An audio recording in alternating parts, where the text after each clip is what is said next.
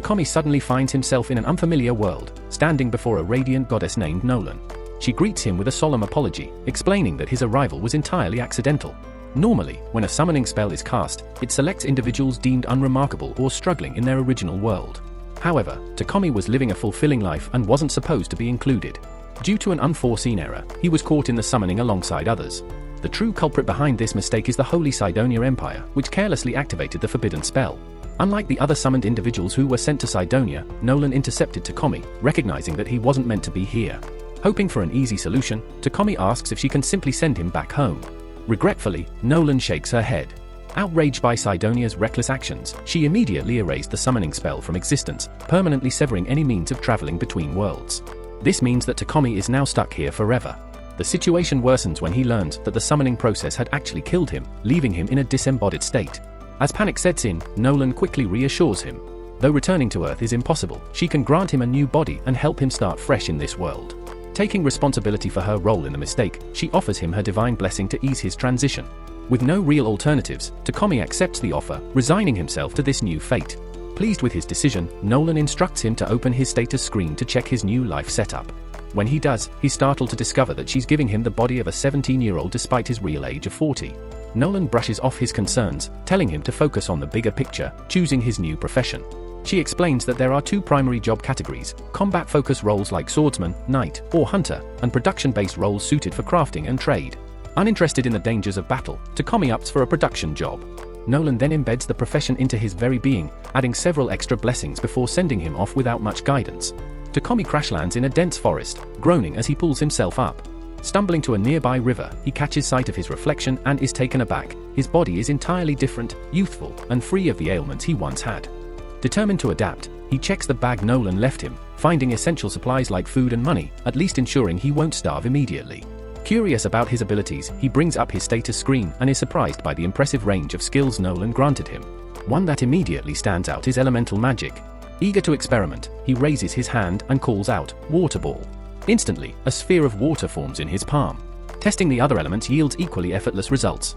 With his newfound power secured, Takomi contemplates his next move and decides to set out for the nearest village. As Takomi walks along the forest path, he notices a peculiar stick lying on the ground. Something about it stands out, so he activates his appraisal skill. The result surprises him. It's treatwood, a rare material harvested from wood-based monsters, commonly used to craft magic staves and weapons. Seeing an opportunity, Takomi decides to test his modeling skill and shapes the wood into a spear. The material is surprisingly easy to work with, giving him confidence in his crafting abilities. Encouraged, he scans the area for other useful resources and quickly discovers an abundance of plants. Not wanting to waste the opportunity, he spends the next hour gathering them. However, as his collection grows, he realizes his bag is far too small to hold everything. Just as he starts considering what to leave behind, it dawns on him he has an item box skill. Activating it, he effortlessly stores all the plants, relieved that he won't have to abandon anything.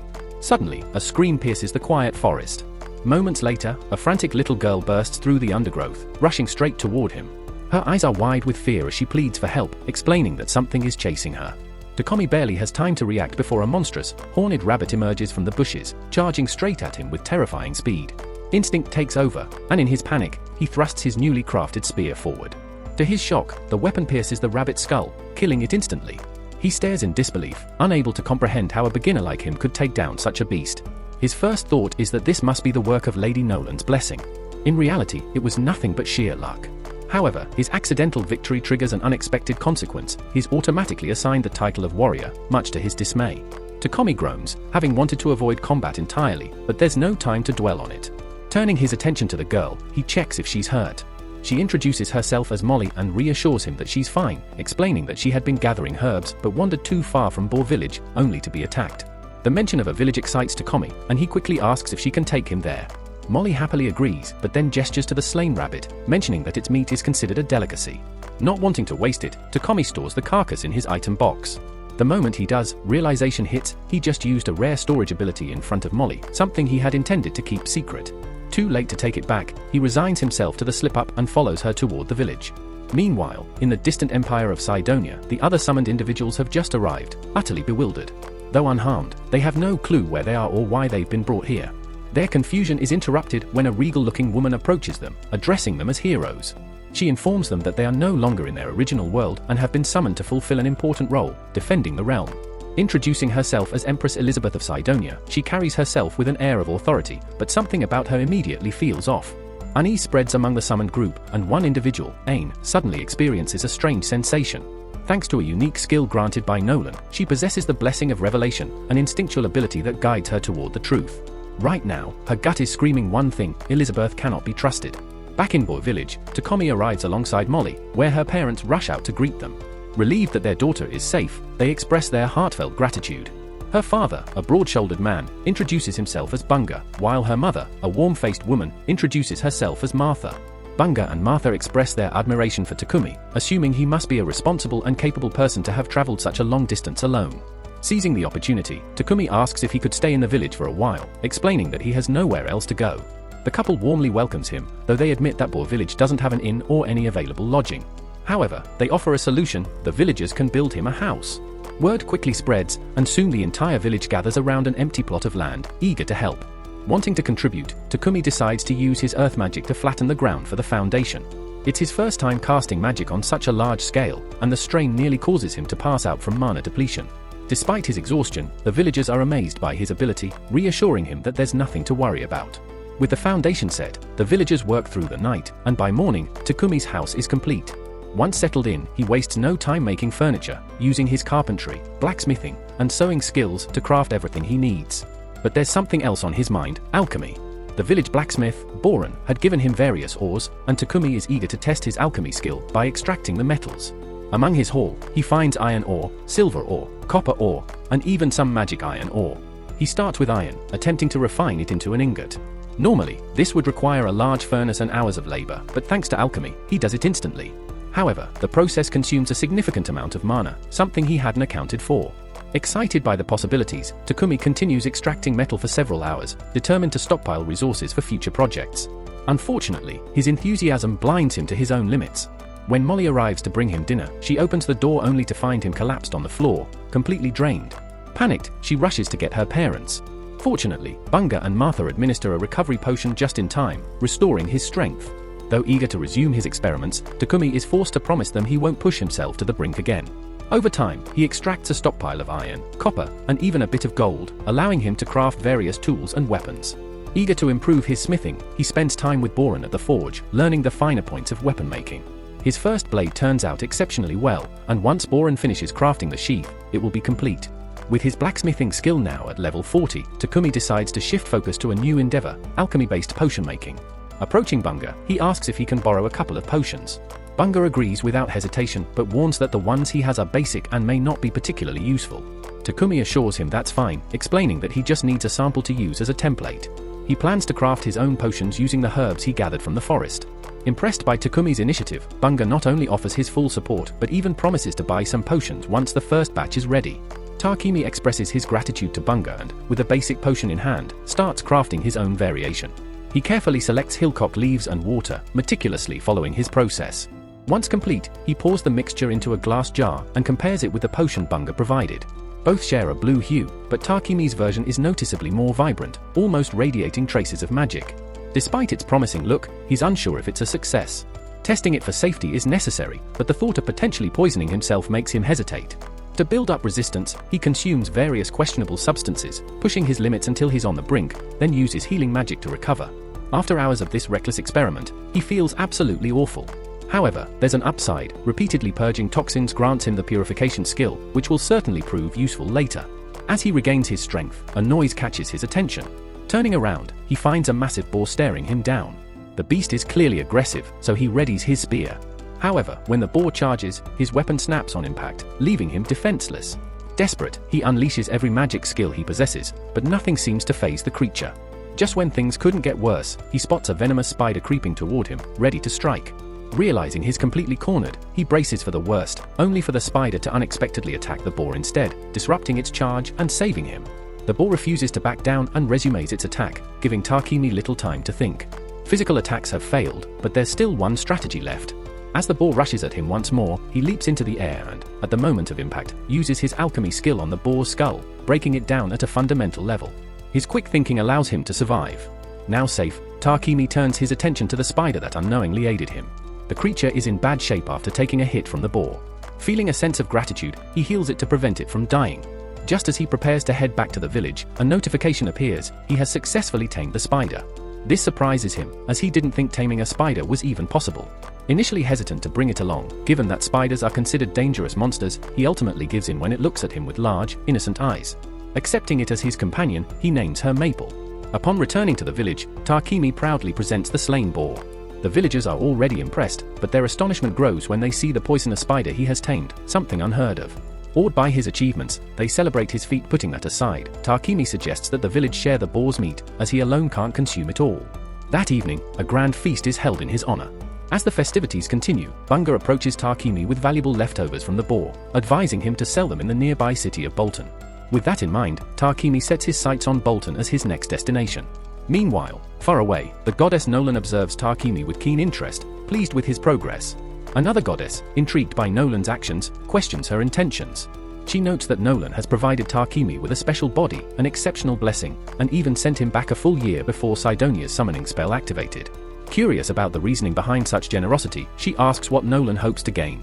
But Nolan merely smiles and replies that she has no ulterior motive, she simply follows what she believes to be the right path. The following morning, Takemi wakes up to find himself bound to his bed, quickly realizing Maple is the culprit. Maple sheepishly admits that she has been feeling lonely due to Takemi's recent busyness and just wanted his attention. Reflecting on this, Takemi acknowledges that he has been so preoccupied with work that he has neglected spending time with Maple. Wanting to make amends, he takes the day off to be with her, which fills her with joy. Just then, Martha enters with a meal for Takemi and notices the odd situation. Though she suspects something unusual, Takemi reassures her that it's not what it seems. Martha accepts his explanation but can't help but admire the silk Maple produced, formulating a plan to make use of it. Later that day, Martha successfully crafts a garment from the silk, drawing admiration from the village women, who are enchanted by its luxurious texture. Takemi is surprised to learn that spider silk is highly valued and typically only accessible to nobility. Martha asks Maple if she can produce more, but the process is slow and tedious, meaning Maple won't have much time to spend with Takemi. Though a bit disappointed, Takemi understands and shifts his focus back to his responsibilities. It has now been about a month since Takemi arrived in the village, and he has plans to travel to the city to study alchemy. However, he finds it difficult to say farewell after forming close bonds with the villagers. Wanting to refine his blacksmithing skills before he departs, he visits Bolton at the forge. Together, they craft a well-fitted chest plate and a pair of steel-toed boots. Bolton notes that the boots could serve as a useful weapon if needed, but Takemi quickly clarifies that he has no intention of engaging in combat, as his focus remains on alchemy. Shortly after, Bunga arrives and expresses relief that Takemi's armor is finally ready. Despite his happiness, he admits he will miss Takemi but understands that moving to the city is a logical step for him to expand his business. A trader from Bolton is expected in a few days, and Bunga has arranged for Takemi to travel with him. Though saddened by his departure, the villagers support his decision and encourage him to prepare. Grateful, Takemi thanks them and heads home to begin packing. On the way, he encounters Martha carrying a bucket of discarded meat. Curious, he asks about it, and she explains that it's from a horned rabbit caught by Bunga. The innards, while considered a delicacy, require special processing to remove potential health risks, something the village lacks the means to do. To prevent illness, she intends to dispose of them. However, Takemi offers a solution by purifying the meat using magic, making it safe to eat. While thankful, Martha is equally astonished that Takemi possesses light magic. She warns him to be discreet about this ability when he leaves, as few people can use such magic, and revealing it could attract unwanted attention. Taking her word seriously, Takemi resolves to be cautious. Before his departure, Takemi decides to use his abilities to benefit the village. Utilizing earth magic, he constructs a sturdy brick wall to enhance security. Additionally, he installs a water pump and other practical amenities, significantly improving their quality of life. By the time the trader arrives, the village has undergone such a transformation that it is nearly unrecognizable. Bunga greets the merchant, Peck, and proceeds to finalize a trade agreement. Takemi approaches, ready to depart, as Payek has already heard much about him from Bunga. Introducing himself, Payek ensures everything is in order for the journey.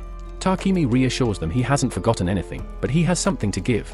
Taking out a potion, he hands it to Bunga, mentioning that he left around 100 bottles at Bunga's house for emergencies. He wants Bunga to use them for healing when necessary. Payek, amazed by the potion's quality, asks to examine it closely. After inspecting it, he confirms that it's of superior quality. Soon, the villagers gather to bid farewell. Peck decides to wait until the goodbyes are finished before setting off. Molly says goodbye to Maple, who rests inside Takemi's bag, while Martha gifts him an outfit crafted from maple silk, made by the village women. Deeply touched, Takemi expresses his gratitude, thanking them for their kindness despite knowing him for only a short time. As he climbs into the carriage, the villagers give him a heartfelt send-off, assuring him that he will always have a place among them. As Tarquini and Payek set out for Bolton, Payek comments on how much the villagers care for him. Even those in the carriage sense that Tarquini was cherished like family. The emotional farewell moves Heath. Along the way, the other travelers heading to Bolton introduce themselves. The blonde-haired man is Heath, the redhead is Real, and the quiet one is Bogger. They belong to a C-rank party called Lion Fang, tasked with serving as Payek's bodyguards. However, the region has been peaceful, leaving them with little to do. Real notices Tarquini clutching his bag tightly and asks if he's carrying something valuable. Tarquini explains that his pet, a killer spider, is resting inside. The group is stunned that he managed to tame such a dangerous creature. Real insists on seeing the spider, but comes across as overly eager. Maple responds by headbutting him in the face. Tarquini quickly apologizes, but the others assure him it's unnecessary, Real deserved it. Heath even jokes that Maple might develop a fear of humans after meeting Real. However, Maple seems to take a liking to Bogger instead. As everyone admires Maple, Payek calls Tarquini to the front to discuss the potion. He asks if more are available, as he would like to purchase some. Tarquini has no issue selling them, but before they can continue the discussion, the horses suddenly stop, trouble ahead. A horde of goblins surrounds the carriage, preparing to attack. Though dangerous, the group is eager for action. They assure Tarquini and Payek to stay back and leave the battle to them. With about 20 goblins in the area, the adventurers leap into action. Real shoots them down from a distance with his bow, while Bogger and Heath engage in close combat with a mace and axe. The battle is over quickly, with the goblins defeated. Afterward, the group retrieves the magic stones from the creatures before returning to the carriage. The journey continues for 3 days until they reach Bolton. Upon arrival, the Lion Fang members head to the Adventurers Guild to report their mission success. Tarquini accompanies them since he needs to register to stay in the city. Ideally, he would have preferred to join the Alchemist Guild, but since none exist in the area, he has no choice but to become an adventurer. Hans, the receptionist, explains that the Adventurer Guild card serves as identification. To keep it active, Tarquini must complete at least one simple quest per month. Tarquini proceeds with registration, also introducing Maple as his pet. Once the formalities are complete, he visits PEX Trading Company to arrange a deal for his potions. He has about 100 bottles of 3 different types, all of exceptional quality. Payek offers to purchase healing and stamina potions for 10 silver coins each, while mana potions fetch a higher price of 50 silver coins. Takumi does a quick calculation and realizes he would be making over 7 million yen. The amount seems excessive to him, but Payek clarifies that an experienced producer with an established reputation could earn even more. Since Takumi plans to pursue potion making in the city, Payek suggests that he look for a house with a built-in workshop for convenience. This makes Takumi realize that he hasn't even thought about where he would live after reaching the city. Wanting to help, Payek calls for his assistant, Thomas, to show Takumi a suitable property within his budget. However, when Takumi arrives at the location, he is surprised to find what appears to be a mansion, leading him to believe it's out of his price range. Thomas reassures him that the property is surprisingly affordable and even adds that there are no ghosts haunting the place. Spotting the attached workshop, Takumi seriously considers the purchase, as it would perfectly suit his needs. With the earnings from his potion sales, he realizes he has enough to afford it. After some thought, he tells Thomas he will take the mansion. Thomas is pleased with the decision and promises to begin the paperwork immediately so Takumi can move in as soon as the next day. While strolling through the city, Takumi notices a strong, unpleasant odor. Thomas, recognizing his discomfort, explains that the smell comes from the sewers. The wealthier residents rely on magical purification devices to clean their sewage, but the main city sewers lack such conveniences. These purifiers are rare and can only be found in ancient ruins or dungeons, making them too expensive to implement on a large scale. Although priests are sometimes hired to use magic to cleanse the sewers, they remain unclean most of the time. The following day, Takumi and Maple settle into their new home. Almost immediately, Takumi decides to tackle the sewer issue. He acquires quartz and clay from Pex's company and uses his magic to shape them. By combining fire magic with space-time magic, he accelerates the baking process. However, after working for a while, he completely exhausts his mana and has to replenish it with mana potions. Despite the fatigue, he successfully completes his creation, a modern toilet. Just as Takumi finishes, he hears Payek shouting from the living room. Rushing over, he finds Payek completely wrapped in maple silk, immobilized from head to toe. Confused, Takumi asks Maple why she did this, and she explains that she thought Payek would find it amusing. To her credit, the silk's soft and soothing texture has put Payek to sleep, though it was certainly an unexpected experience. Takumi quickly apologizes for Maple's actions, but Payek reassures him that it's fine, even though the sudden restraint startled him.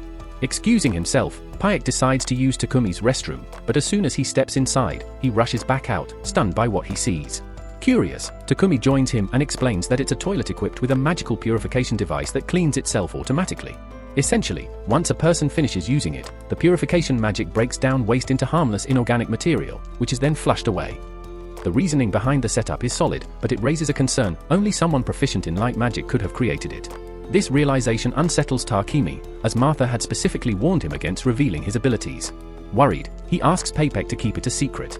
Understanding Takemi's concerns, Papek agrees, though he's so impressed that he requests 100 of these toilets. Takemi hesitates, as crafting even one was exhausting. However, seeing Papek's insistence, he agrees under the condition that Papek provides the necessary materials. Delighted, Papek quickly agrees, but acknowledges that Takemi can't possibly handle all the work alone. He suggests a controversial solution: acquiring a slave contract. Takemi is taken aback, never having considered owning a slave. Papek explains that secrecy is crucial, and a slave bound by contract would be unable to reveal his abilities. He stresses that an aptitude for light magic is rare and considered divine favor, meaning the Church of Divine Light would likely try to claim Takemi for their own purposes. The church maintains its power by monopolizing purification magic, so if they found out about these toilets, they'd likely take drastic measures. However, Papek has an idea to avoid church interference. For now, Takemi's priority should be ensuring that his abilities remain hidden. He insists that obtaining a slave would be the safest route. Takemi remains firmly opposed, determined to manage the workload himself. Just then, his guild card glows. Checking it, he finds a message requiring him to complete a verification quest to maintain his adventurer status. Realizing he won't have time to finish the toilets alone, he reluctantly agrees to acquire a slave. Papek takes him to the Muan Trading Company, a group known for its fair dealings. While Papek negotiates with the owner for a reasonable price, Takemi wanders into the garden, drawn by its beauty. There, he spots a stunning elf girl sitting on a terrace. The moment she sees him, she firmly tells him to leave. Not long after, Papek introduces Takemi to Mulan, the owner of a trade company dealing in labor contracts. He informs her that Takemi is considering acquiring a worker but mentions that he seems hesitant about the concept. Curious, Mulan asks Takemi if there is a reason for his reluctance. Takemi explains that in his homeland, the practice of purchasing labors under binding contracts was abolished long ago, making it difficult for him to accept how things work in this region. Mulan acknowledges his concerns but assures him that, in this nation, laborers under contract still have certain rights and protections.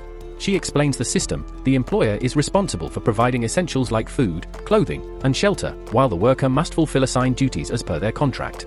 A key clause prevents either party from causing lethal harm to the other. Takemi finds this setup somewhat reassuring, as it makes the arrangement feel more like structured employment with clear regulations. Mulan further elaborates on the different types of labor contracts. Some workers enter these contracts due to debt, remaining bound until they repay what they owe. More permanent contracts, however, are usually given to those who were convicted criminals or captured in war, offering them an alternative to harsher punishments. However, a significant portion of contracts involve individuals forced into servitude by rogue groups. Papek suggests that a war-bound laborer would be the best fit for Takemi, as such individuals are unable to leave their employer without permission. Mulan acknowledges this possibility but asks why such an arrangement is so crucial. Papek starts explaining Takemi's exceptional skills in crafting and his need to protect trade secrets, but Mulan insists on hearing directly from Takemi. He clarifies that as a craftsman, he prefers to focus on his work without being overwhelmed by managing adventurer commissions. Additionally, maintaining his estate requires assistance, and due to his unique skills, he needs assurance that his worker won't reveal sensitive information. Lastly, because his projects involve gathering rare materials in potentially dangerous areas, he requires someone skilled in combat for safety reasons. Mulan quickly realizes that Takemi has no ill intentions, but she firmly refuses to let him assign both household maintenance and protection to a single individual. She agrees to work with him only if he's willing to hire 2 separate people for these roles. With that condition set, she introduces someone ideal for managing his home and calls Maria into the room. Maria, who has been in contract service since childhood, has been extensively trained in literacy, mathematics, and domestic work, making her highly suited for the role. Maria confidently assures Takemi that she is fully capable of handling all aspects of estate maintenance by herself, which eases his concerns. However, noticing that he appears deep in thought, she asks if something is wrong. Takemi admits he's just a little confused. Given Maria's competence and appearance, he wonders why no one else has hired her yet. Maria becomes flustered at the compliment, prompting Takemi to apologize if his comment was inappropriate. After regaining her composure, Maria makes it clear that she will strictly perform her assigned duties and nothing beyond that. Takemi reassures her that he only expects household management from her, yet Maria continues emphasizing the limits of her contract. When she suddenly blurts out that she will not share a bed with him, Takemi, caught off guard, reassures her that his request is entirely professional. With that understanding reached, the discussion moves forward.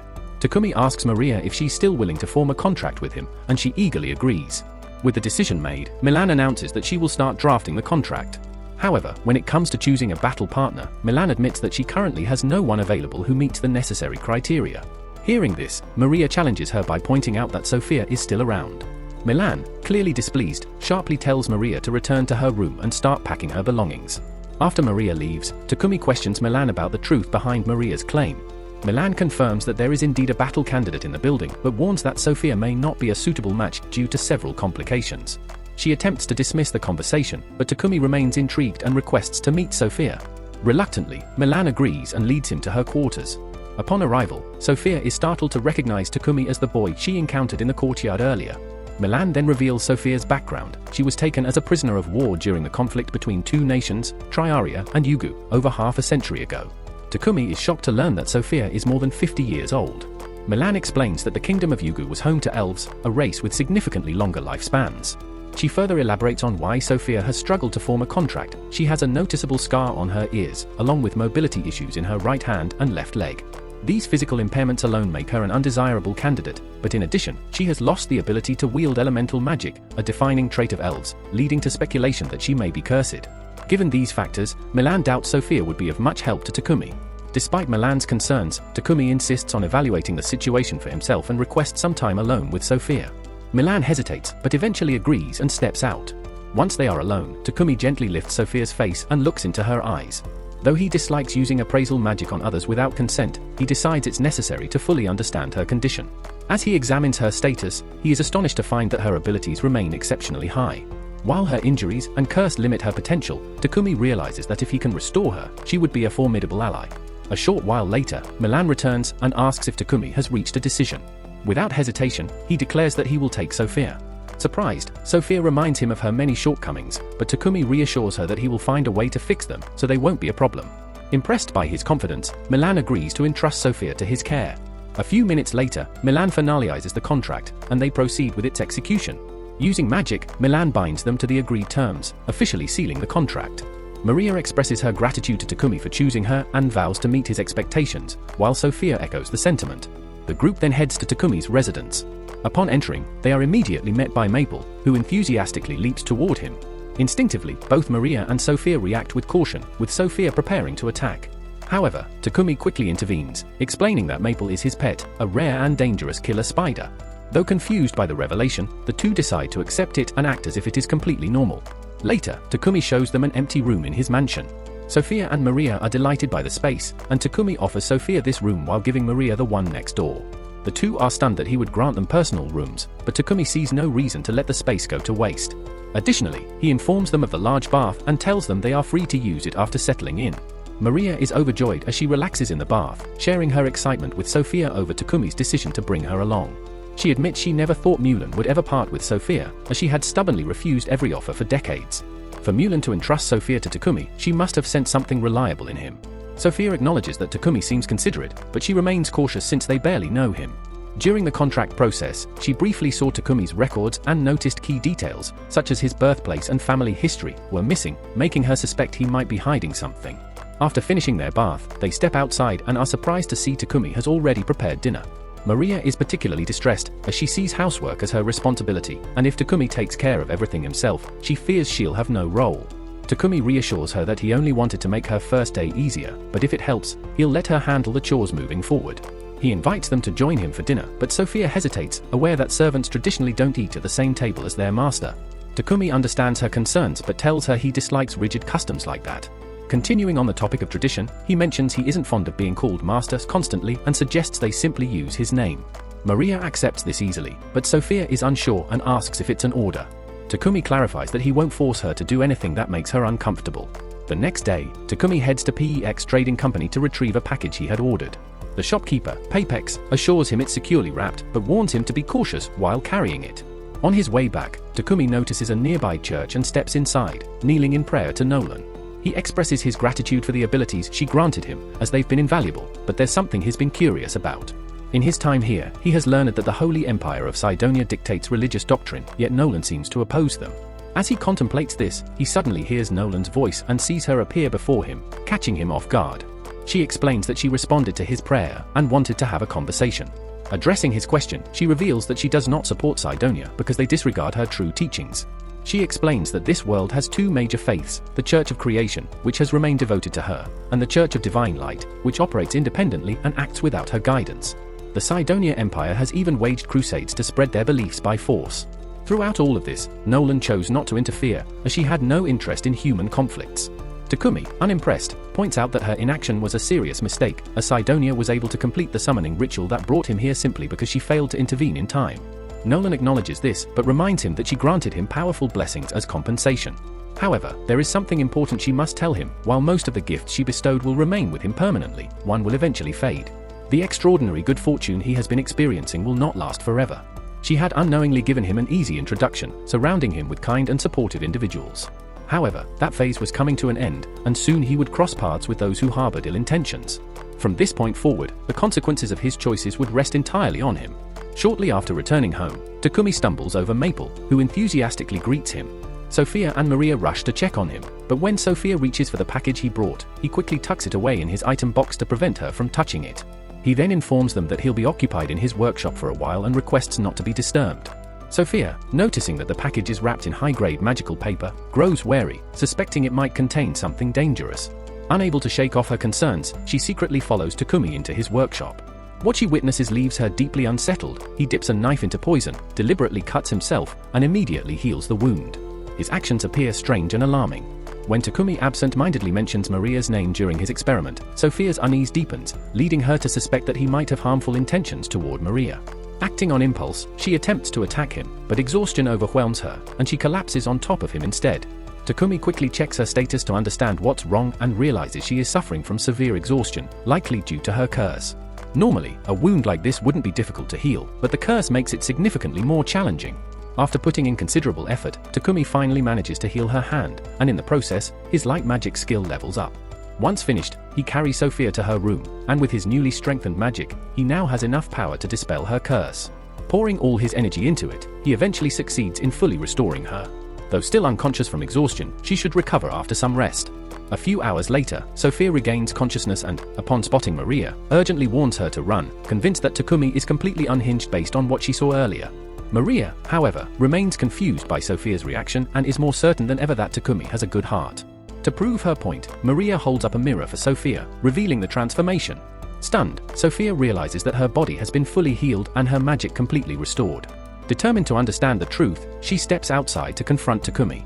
He calmly confirms that he successfully lifted her curse, explaining that it required significant pain and effort to enhance his abilities, but reassures her that she shouldn't feel indebted. After all, he had promised to help her. As Sophia absorbs his words, she realizes how gravely she had misjudged him. Overwhelmed with gratitude for his selflessness, she kneels before him and solemnly pledges to serve him with unwavering loyalty for the rest of her life. The next morning, Takumi heads to the library in search of information about alchemy, only to find that the entire collection contains just 4 books on the subject. Confused, he wonders why alchemy isn't more commonly practiced, given how straightforward it seems. However, the reality is far different. Alchemy is incredibly complex. The few books available are written in an ancient language, and the only reason Takumi can understand them at all is thanks to the blessing Nolan granted him, which allows him to comprehend every language in this world. Later that day, Takumi, Maria, and Sophia complete a large batch of toilets. While there are still many more to make, they've been making steady progress. Since he won't be working on toilets for a while, Takumi figures he can take a break. Maria, curious about his plans, asks what he intends to do next. Takumi explains that he's planning a journey in the near future. His main goals are to search for alchemy ingredients, experience the unique sights of the world, and possibly explore some ruins along the way. He has already decided that Sophia will accompany him as a bodyguard, which means he'll need Maria to stay behind and take care of the mansion. Maria, however, isn't happy with the idea. She asks if she can join him on his travels, but Takumi hesitates. The journey is likely to be dangerous, and since he hired Maria primarily to maintain the mansion, bringing her along would defeat the purpose of having a maid. While she understands his reasoning, the thought of being left alone makes her feel lonely, and she pleads with him to reconsider. Takumi feels guilty about leaving her behind, so before deciding, he chooses to check something. He places a hand on Maria and uses appraisal to examine her stats. To his surprise, Maria's abilities are quite impressive. She's not overwhelmingly strong, but is certainly capable of holding her own in a fight. With that in mind, Takumi agrees to let her come along, as long as she is confident she can handle the journey. Sophia then offers to train Maria in magic and combat to make sure she's prepared for any potential dangers, and Takumi likes the idea. He asks Sophia to train him as well, so they can both improve before setting off. Now that Maria has been added to the expedition, Takumi decides it's time to start crafting equipment for everyone. Before beginning, he asks Sophia what kind of weapon she'd prefer. Without hesitation, she lists an extensive arsenal, requesting a long sword, a 2.5-meter spear, a bow, and 2 knives. Given her experience as a seasoned warrior, that level of preparation is no surprise. Maria, on the other hand, isn't as familiar with weapons. While she received basic short sword training from Milan, she feels that a set of battle knives should be enough for her. However, Sophia points out that relying only on knives would put Maria at a disadvantage due to their limited reach, so she suggests adding a spear to her arsenal. Since Maria doesn't know how to use a spear, Sophia offers to train her in the basics while they prepare for the journey. Takumi begins crafting the weapons, and it doesn't take long for him to complete all the blades. However, the process drains a large portion of his mana, forcing him to drink a mana potion to replenish his energy before continuing. The final step for the blades requires him to enchant them with both attack-enhancing and auto-repair properties, minimizing the need for frequent maintenance. Once that's done, the blades are finally ready. Next, he shifts focus to the handles, but since Maria specifically requested battle knives, she'll also need a proper sheath. Even though Takumi prides himself on being a gentleman, he's still a man of refined taste, so just picturing Maria's thick thighs adorned with knife holsters nearly makes him lose his composure. Moving forward, he must now craft armor for the girls. Instead of directly asking for their measurements, he comes up with a more efficient method. Reaching into his item box, he pulls out 2 life-sized replicas of Maria and Sophia, which he had previously created using his advanced appraisal skill. The reason behind making them in the first place is a topic best left unexplored. As for the armor itself, Takumi plans to use maple silk combined with the carapace and hide obtained from the armored boar. Since this is his first time designing armor for others, he decides to let his creativity run wild, experimenting with various outfit styles on the replicas. After several days and multiple revisions, Takumi finally presents the completed armor to Maria and Sophia. The results exceed expectations, it fits them flawlessly. They're both surprised by the precision of the fit, especially considering Takumi never took their actual measurements. Just as Maple is about to expose the secret behind the dolls, Takumi swiftly covers her mouth to keep her quiet. To avoid further suspicion, he quickly redirects the conversation, asking the girls for their thoughts on the weapons he crafted. Sophia draws the sword he made for her, immediately commenting on how perfect it feels in her grip. Maria also tests her battle knives and expresses her gratitude for the effort he put into making them. On top of that, Takumi reveals one final gift, rings designed to enhance their magic. While Sophia and Maria are grateful, they feel guilty for making him work so hard, knowing that enchanting rings of this caliber must have drained a significant amount of his mana. Takumi admits the process was exhausting, but it helped him improve his ice and lightning magic, making the effort worthwhile. With all the equipment completed and tested, the trio heads to the guild so Takumi can officially register Maria and Sophia as adventurers. Since this is their first time at the guild, they are assigned the beginner rank of H. While they're there, the receptionist reminds Takumi that he must complete at least one quest to maintain his adventurer status. Looking over the mission board, he aims for an H or G rank quest to keep things straightforward, but Sophia suggests going for a higher difficulty mission to raise his rank more efficiently. Just then, a group of troublemakers overhears that Takumi is an H rank. Seeing an opportunity to push him around, they approach him with arrogant smirks. These self-proclaimed D-rank adventurers assume he's weak and try to intimidate him into backing off, eager to have some fun with Maria and Sophia. Confident in their supposed superiority, they don't hesitate to declare that he doesn't stand a chance against them and won't hesitate to beat him down for entertainment. Maria is ready to step in and put an end to the nonsense, but Takumi stops her, insisting that he will handle it himself. Despite his fear, he refuses to back down. These adventurers didn't just insult him, they insulted his friends. The D-rank group is outraged that an H-rank newcomer would dare challenge them, so the burly one takes a swing at Takumi with full force. However, instead of dodging, Takumi stands his ground, letting the punch land. The only problem? The attacker ends up breaking his own hand on impact. Just then, the guild master, Barak, arrives, demanding to know what's going on. Fighting is strictly forbidden in the guild, and at first glance, he assumes Takumi is responsible. After all, he's unharmed, while the other guy is injured. However, Maria quickly steps up to defend him, insisting that he did nothing wrong. The receptionist backs her up, explaining that Takumi simply stood there and took the hit. Wanting to get to the bottom of things, the guild master orders the injured adventurer to be escorted out and asks Takumi and his group to follow him. Though he believes Takumi was merely defending himself, he's curious as to how he managed to take the punch without injury. Takumi hesitates to reveal personal details about his abilities, but Barak assures him that all information will remain confidential. With that reassurance, Takumi explains his technique. The moment the attack was launched, he used his item box to retrieve a small amount of charcoal and coated his body with it. Then, he transformed the charcoal into diamond, reinforcing his body and causing his opponent to break his own hand. Impressed, the guild master immediately suggests promoting Takumi to D rank, as his abilities clearly qualify him for it. However, Takumi declines an instant promotion, feeling it would be unfair. Hans then proposes an alternative. Takumi and his party should take on some difficult quests to earn their promotion properly. Both Sophia and Maria agree with the idea, so Takumi accepts. Their assigned task involves eliminating goblins and kobolds while collecting merle herbs. Upon entering the forest, Maple scouts ahead and warns them of a group of goblins. Sophia swiftly takes the lead, cutting down the first two in a single strike. The remaining two get caught in Maple's web, making them easy targets for Maria and Tarquini, who swiftly finish them off. While satisfied with their teamwork, Tarquini begins to notice something strange. There are far more monsters here than expected. After dealing with nearly 100 goblins and kobolds, Sophia suspects they may have stumbled upon a monster encampment. If so, a goblin general is likely nearby. As a C-rank monster, it would normally take 5 D-rank parties to bring one down. However, with Sophia's spirit magic, Maria's earth magic, and Tarquini's elemental skills, Sophia believes they can handle it. Tarquini is hesitant about facing such a threat, but seeing his allies' confidence convinces him to go along with it. Plus, they still have Maple on their side, at least, that was the plan. Suddenly, Maple informs Tarquini that she is about to evolve and must withdraw from battle. Understanding the situation, Tarquini opens a pocket dimension for her to rest in before preparing for what lies ahead. Sophia and Maria exchange curious glances, puzzled by how Tarquini can manipulate space so effortlessly. When they question him, he casually brushes it off, calling it just another one of his many abilities. Instead, he shifts the focus to the real issue, Mabel's absence. Without her, their planned support is significantly reduced.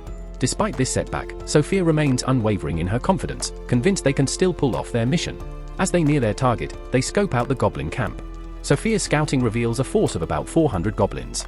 Tarquini, eyeing the numbers, wonders if they really need to engage them all in combat. Under normal circumstances, they would, but Sophia notes the absence of civilians, meaning they can unleash their full magical firepower. Without hesitation, the trio readies their most powerful spells and launches a devastating assault on the camp. When the dust settles, nearly all the goblins lie defeated, leaving only the goblin general and a handful of knights. Sophia engages the knights, while Tarquini deals with the general, setting it ablaze and swiftly eliminating it. Once they confirm no enemies remain, they gather the magic stones and return to the guild, completely drained from their efforts. Hans is left stunned that they not only wiped out an entire goblin force, but also felled a goblin general, all within half a day. He then informs them that the guild master wants to speak with them, leading them to a meeting room. The guild master, Barak, is torn between awe and frustration, reprimanding Tarquini for recklessly taking on such a dangerous mission. However, before his lecture can continue, Tarquini's pocket dimension opens, and out emerges Maple, now transformed into an arachna. The unexpected evolution leaves everyone too fascinated to dwell on scolding Tarquini, ultimately letting the matter slide. Back home, Maria asks Tarquini if he has any spare cloth to make undergarments for herself and Sophia. Instead of just providing fabric, Tarquini proposes a superior design and offers to craft it himself. As he works, Maple appears from his pocket dimension, informing him that an important guest has arrived. Curious, he goes to meet the visitor and learns that Marcus Godwin, the Lord of Bolton, has summoned him. Though Tarquini would rather avoid the meeting, the situation gives him little choice. Upon arriving at Godwin's castle, he is relieved to find the Lord is a reasonable man. Godwin immediately expresses appreciation for Tarquini's efforts, particularly his introduction of advanced sanitation systems, which have vastly improved living conditions. He also acknowledges the strategic importance of eliminating the goblin threat before it could escalate. Seeing Tarquini's growing influence, Godwin advises him to remain cautious, warning that powerful forces will soon take an interest in him. A few days later, Tarquini finally completes the custom undergarments for Sophia and Maria, though the process proves to be far more exhausting than he anticipated. The two girls are delighted with the final result, admiring both the craftsmanship and the design. In a moment of absent-mindedness, Tarquini asks if they would like to try them on now so he can check the fit. Realizing how inappropriate his words sound, he quickly flees in embarrassment. Sophia and Maria, however, seem more amused than offended. If anything, they are slightly disappointed that he ran away instead of staying. A few days later, Tarquini decided to focus on something practical and turned his attention to refrigeration.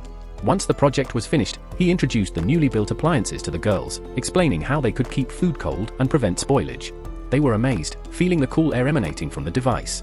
To construct the refrigerators, Tachi combined iron, chromium, and nickel to form stainless steel, then incorporated a magical component imbued with cooling properties. Maria was especially grateful, as she could now prepare meals with fresh ingredients whenever she pleased. Tarquini intended to give one fridge to Maria while the remaining two would be sent to Papek to be sold. With that task completed, he was ready to move on. Sophia, curious as always, asked if he planned to invent something new. However, Tarquini had something else in mind, enhancing their existing equipment. Ever since the battle with the goblins, he had wanted to make some upgrades, especially with their upcoming journey in mind. Determined, he set out to forge a set of gear using myethil and adamantite. Tarquini headed to the guild, hoping to find a skilled blacksmith capable of working with these rare metals. Hans informed him that very few craftsmen had the expertise to handle them, and if he had to guess, the only ones qualified were the dwarfs of Narmstall. However, reaching them was out of the question due to the long distance. Accepting the difficulty of the situation, Tarquini was about to give up when Hans mentioned a city called Horus, located northwest of Barcula. There, he could likely find some myethil and adamantite. The only problem was gaining access to the mines, as only registered Blacksmith Guild members were permitted entry. Fortunately, Hans had an idea to bypass this restriction. Hypothetically, if Tarquini accepted a quest to clear out monsters in the mines and happened to discover some myethil along the way, no one would question him extracting the material himself. At that moment, the guild master appeared with a timely request. He explained that the guild stock of train wood was running low, and with winter approaching, they needed someone to gather more. Since train wood was often found near the mines, and Tarquini was already planning to head there, the guild master figured he could handle both tasks at once. Additionally, there was another favor to ask, an escort mission. Tarquini wasn't particularly eager to take on extra work, so he questioned why Lion Fang, a well-known group, couldn't handle it. The guild master explained that Lion Fang was currently occupied with another mission, leaving Tarquini as the only available choice. In the end, he agreed to the escort, though he wasn't too familiar with the journey to Horus. To prepare, he asked Hans how long it would take to get there. Hans estimated that traveling by horse-drawn carriage would take 7 days, but if Tarquini utilized a monster horse, the journey could be shortened considerably. He figured he could shorten the travel time to just 4 days since these creatures were twice as fast as regular horses. Thinking it was a brilliant idea, Tarquini asked if he could borrow one, but before anything could be settled, Riel arrived just in time to inform them that all the monster horses were already being used by Lion Fang. Hans was surprised to see Riel return so soon, but Riel explained that his group hadn't completed their mission yet. He had only taken down a black buffalo along the way and returned briefly to drop it off before it spoiled. Since he planned to rejoin Lion Fang in the morning, he decided to stay in town for the night. Seeing this, Tarquini offered him a place to rest at his home, along with the chance to take a bath. The idea of a bath sounded great to Riel, so he gladly accepted the offer. Tarquini was happy to have him over, but he had other matters to attend to first. He told Riel he could wait at his house, but Riel decided he would rather accompany Tarquini instead. With that, the two headed toward Peck's company. While there, Tarquini managed to persuade Pypeek to lend him a couple of monster horses for his mission. In exchange, Pypeek requested that Tarquini sell him some of the rare ores he had gathered from the Horus mine. He also mentioned the refrigerator Tarquini had previously brought him, saying he was quite impressed by it and wanted Tarquini to craft more after his mining trip. Meanwhile, back at Tarquini's mansion, Sophia was growing increasingly anxious about his whereabouts since he hadn't returned yet. Later that evening, as Tarquini and Riel made their way home, Tarquini apologized for dragging Riel along on such an errand, knowing he must be exhausted from his journey. However, Riel didn't mind since he had been the one who insisted on accompanying him. At that moment, Riel felt a hostile gaze locked onto them. It was immediately clear that he stood no chance against this individual with his current equipment. Without hesitation, he grabbed Tarquini's hand and took off running. However, their pursuer quickly closed the distance, landing a powerful kick across Riel's face. The attacker revealed herself to be Sophia, who was utterly convinced that Riel had attempted to kidnap Tarquini. Without hesitation, she was ready to cut him down.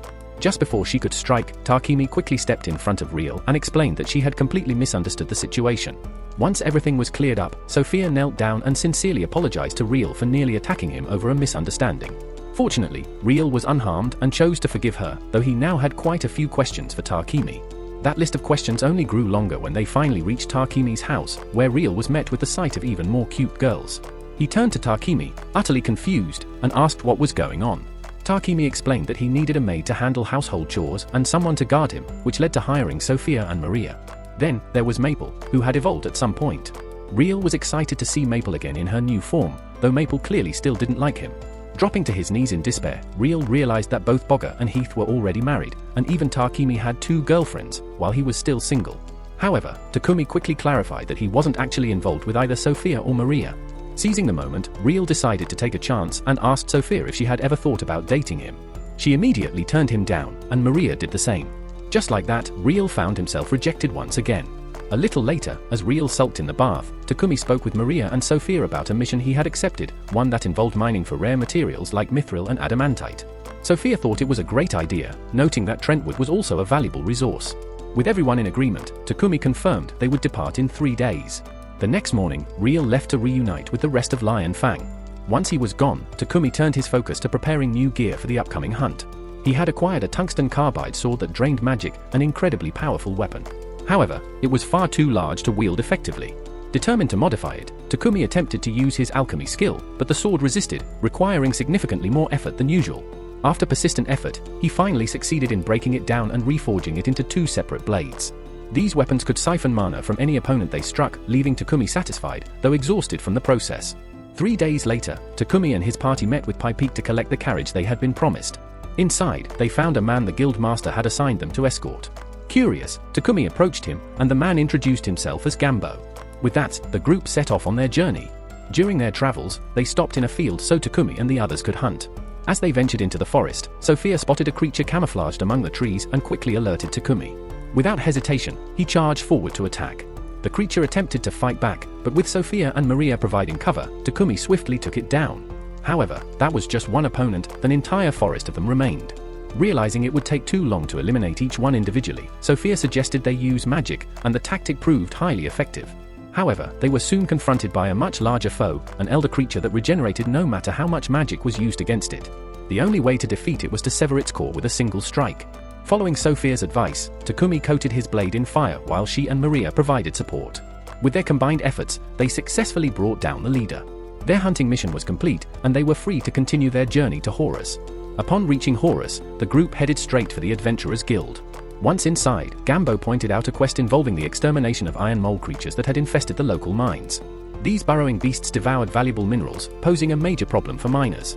Taking on this task would grant them access to the mines. Not long after entering, their luck shone through as they quickly discovered deposits of rare metals, mithril and adamantite. However, their excavation attracted the attention of the iron moles lurking underground. Just as one of the creatures prepared to surface, Tarkim swiftly devised a strategy. The moment the beast emerged, he unleashed a blast of radiant magic, blinding it instantly. Stunned and vulnerable, the creature was swiftly taken down. Though effective, his method left Sophia and Maria feeling slightly disappointed they hadn't gotten a chance to battle. With their mission accomplished and the mining venture proving fruitful, the group returned to Bolton after a few days. Tarkim wasted no time visiting Gambo's shop, eager to learn how to refine the metals. Under Gambo's guidance, he painstakingly extracted the raw materials, eventually crafting his first pieces of mithril and adamantite. With these, he set to work on forging enchanted equipment. Once the gear was complete, Tarkim handed it over to Sophia and Maria for testing. The girls marveled at how incredibly lightweight yet sturdy their new armor felt, only to be further surprised by its imbued magical properties. Tarkim had tailored each set to enhance their elemental abilities. As for his own gear, he had infused his armor with an effect called Thunderclap, vastly boosting his agility. Unfortunately, his first attempt at showcasing it ended with him crashing into a wall. Next, Tarkim unveiled the weapons he had forged, each carrying specialized enchantments. Sophia and Maria were thrilled with their new spears, but Sophia had an additional request: she wanted a shield. Her reasoning was simple: she wished to protect Tarkim even at the cost of her own life. While Tarkim acknowledged her dedication, he reminded her that her own safety was just as important. Observing everything from the sidelines, Nolan silently noted Tarkim's progress, knowing he would need every ounce of strength for the challenges ahead.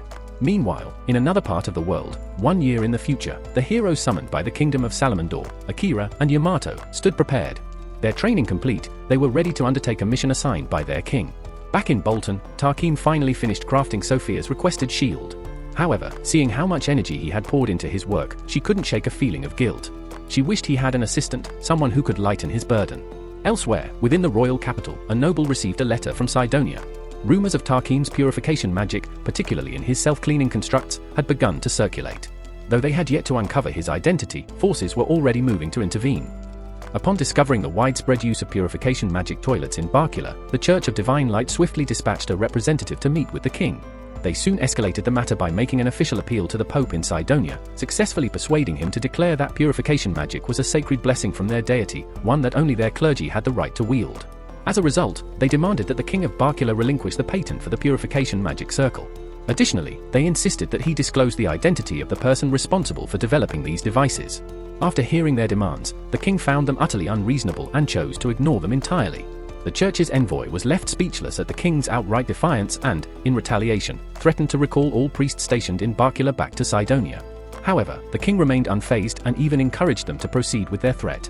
Tarkimi later learned of the king's decision and felt relieved that his work hadn't been betrayed. Still, he couldn't shake a lingering unease over how strongly the king had opposed the Church of Divine Light. If the church turned against Barkula, he didn't want to be the cause of a major conflict. However, Papek reassured him that there was little reason to worry. The Church of Divine Light wasn't the only religious order in the region, the Church of Creation also held a strong presence. Even though the former wielded considerable influence, the latter still had many followers within the country. Their departure wouldn't be a significant loss. Moreover, the Church of Creation provided healing magic freely to those in need, unlike the Church of Divine Light, which charged exorbitant fees for its holy services. Given that the Church of Divine Light operated under Sidonia's authority, Tarquini would need to avoid them moving forward, but that was simply how things were. Papek's reason for visiting Tarquini that day was to relay a request from the king. After previously demonstrating Tarquini's purification toilet and refrigerator, the king had been so impressed that he asked Papek to bring Tarquini to meet him personally. Although Tarquini felt uneasy at the prospect of meeting someone so influential, Papek assured him that the invitation was not a command, he could refuse if he wished. That said, Papek sincerely hoped he would accept, as it would strengthen their company's ties with the royal capital. Tarquini ultimately agreed, and later that evening, he shared the news with Sophia and Maria. He asked if they would be interested in accompanying him to the royal capital of Baccalados. Both were eager to go, so he proposed they depart in a week. However, there was much to prepare beforehand. Since the journey would take approximately 7 days, Maria needed to prepare enough food in advance. Meanwhile, Tarquini planned to spend the time crafting new cloaks for both Sophia and Maria. Takumi recently acquired some dark element magic stones from Payek, which he uses to craft cloaks infused with a perception blocking spell. While this enchantment would be highly advantageous in combat, his main motivation for making them is to ensure Sophia and Maria can move around undisturbed when they reach the royal capital. Later, Sophia and Maria go shopping, browsing through fresh produce. As they pick out fruit, Maria sighs, frustrated by Takumi's lack of self-confidence. Sophia agrees, pointing out that he's quite handsome, possesses outstanding alchemy skills, and has an extraordinary talent for invention. She continues listing his many remarkable qualities with enthusiasm, prompting Maria to notice just how animated Sophia becomes while talking about him. This makes Maria wonder if Sophia harbors deeper feelings for Takumi. Sophia quickly denies having such thoughts, insisting she only admires him as her master, but Maria isn't entirely convinced, she suspects there's more to the story. Meanwhile, back at the town's church, Takumi kneels before a statue of Nolan, offering a prayer. Moments later, a bright light engulfs him, and he suddenly finds himself standing in Nolan's divine realm. She greets him warmly, noting that it has been a while since their last meeting. Aware of his upcoming journey to the royal capital, she playfully remarks that if he's here seeking a blessing, he should have at least brought her an offering. Takumi clarifies that he actually came to ask some questions. The Church of Divine Light worships a deity named Anot, so he wants to know if there truly is another goddess aside from Nolan. Without hesitation, Nolan asserts that she is the one and only true goddess in this world. If that's the case, Takumi then questions what Anot actually is. Nolan, unwilling to reveal too much, simply tells him he'll learn the answer in due time. Taking this opportunity, Takumi also asks about the other heroes summoned alongside him. 10 months have passed since he arrived in this world, and considering how significant a hero summoning would be, he finds it odd that no one has mentioned it. After a brief pause, Nolan admits the truth: when she summoned him, she altered time slightly, sending him 1 year into the past. In other words, the other heroes technically haven't even arrived yet, their summoning will take place in a few more months. Takumi is taken aback and asks why she went through the trouble of sending him back in time. However, before he can get an answer, Nolan abruptly ends the conversation, saying his time is up. She also reminds him to bring sweets as an offering the next time he visits. As Takumi protests, Nolan playfully chops him on the head, sending him crashing back to the mortal realm. Tarquini slowly regains consciousness on the church floor, reflecting on how Nolan seemed to avoid answering his questions about the other heroes. Still, since he has no intention of getting involved with them, he decides it doesn't matter. He then returns home to complete the cloaks he had been designing for the girls. Once finished, he hands them to Maria and Sophia, who are thrilled with the designs. Their excitement brings him a sense of satisfaction, but there's still another project he wants to complete before their journey. Taking both girls to his workshop, he unveils his latest plan, a custom-built carriage. With all their recent traveling, he figures it would be much more convenient to have a reliable means of transport rather than constantly borrowing one. However, while he can build the carriage himself, he still lacks a horse to pull it. He considers renting one from the guild, but Maria quickly dismisses the idea.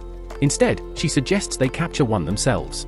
The forest of death outside Bolton is filled with creatures, and if they search long enough, they might find a unicorn or a drake horse, both of which would be far superior to a standard mount.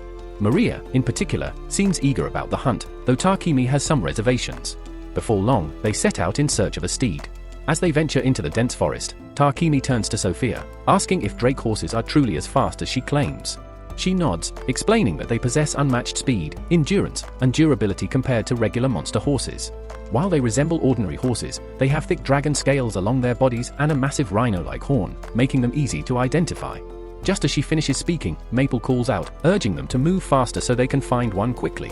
Her energy is boundless, mostly due to her excitement over getting a new companion once Tarquini forms a familiar contract with a horse.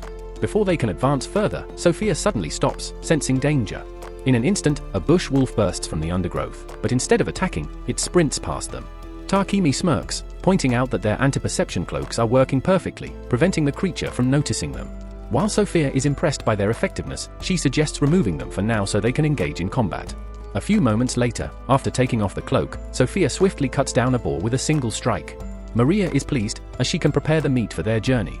However, Maple grows impatient, urging everyone to hurry.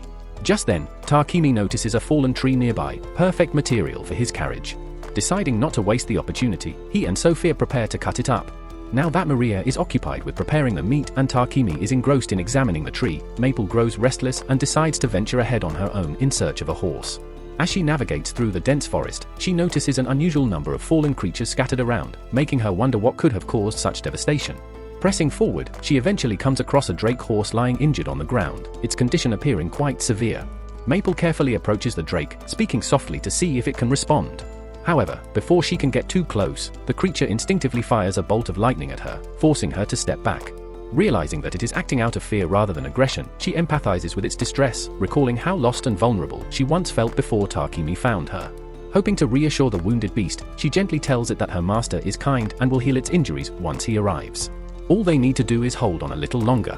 Unfortunately, their peace is short-lived as two massive termite-like monsters emerge from the shadows, looking ready to attack. Maple quickly deduces that these creatures must have been responsible for the drake's injuries. Acting swiftly, she ensnares them in her webs and flings them toward the drake, allowing it to discharge its electricity to finish them off. However, more of the monstrous insects begin to swarm, making it clear that they are in serious trouble. Thinking fast, Maple constructs a defensive barrier out of her silk, granting them a temporary reprieve. However, she knows the termites will eventually tear through. Desperate, she tries to contact Takemi, hoping to establish a connection with him, but her calls go unanswered. Anxiety grips her as she wonders if he has become too preoccupied with his newfound word to notice her distress. As the termites finally break through her defenses, despair washes over her, and she braces herself for the worst. But just as she closes her eyes, expecting the end, she suddenly finds Takemi standing before her. Overcome with relief, she throws herself into his arms, grateful beyond words that he came for her. She had been so scared when he didn't respond to her call. Takemi quickly explains that the reason her message never reached him was due to her own silk barrier. Though it was expertly crafted to repel attacks, its dense layers had also blocked all mana signals, preventing any form of communication. However, the moment he noticed her signal had vanished, he rushed to her last known location without hesitation. Noticing the wounded drake behind Maple, Takemi immediately attempts to heal it upon her request. However, the creature instinctively repels him, unwilling to trust an unfamiliar presence. Sophia warns that they need to leave soon, as more of the termites could be lurking nearby. However, abandoning the drake in its current state would mean certain death. Determined to save it, Takemi makes the bold decision to store the drake in his pocket dimension along with Maple until they return home. Sophia, however, cautions him that placing such a powerful creature inside without first forming a contract could put severe strain on his body. Confident in his abilities, Takemi dismisses her concerns, only to immediately regret it. The moment he seals the drake within his dimension, he realizes his mistake. Takumi collapsed almost instantly. Even after the girls brought him back home, he remained unconscious for the next 12 hours. The fact that the drake was still inside his pocket dimension meant his mana kept draining, pushing him closer to complete exhaustion. Since he was unconscious, he couldn't release the barrier to free the drake, which only worsened his condition. Concerned for his well-being, Sophia contacted Maple, requesting her help in opening the pocket dimension from within. Maple agreed, but pointed out that suddenly appearing in an unfamiliar place might startle the drake. To keep it calm, she set up a tent in the front yard, allowing it to gradually adjust to its surroundings. Once the drake was freed, Takumi's recovery process could begin. Meanwhile, Maria went out to purchase medical supplies while asking Sophia to stay by Takumi's side so he wouldn't be alone when he woke up. Later that day, he finally regained consciousness and stepped outside to check on the drake. While he was recovering, Maple had been keeping the creature company, telling it all about him. When Takumi introduced himself, he asked if it would be willing to form a contract with him. The drake, trusting Maple's judgment, agreed without hesitation. Now that it was officially bound to him, Takumi could use magic on it without worrying about any negative effects. Without delay, he cast High Heal, instantly mending all of the drake's wounds. Strength returned to its body, and it stood up, fully restored. Since it was now one of his familiars, Takumi decided to give it a name. Wanting to stick to a nature theme, just like he did when naming Maple, he chose the name Shamalaya, after the evergreen tree. Maple was delighted to see Shamalaya fully healed. With everything settled, Maria called everyone inside for dinner. She had prepared a feast, and after an entire day without food, Takumi definitely needed a good meal.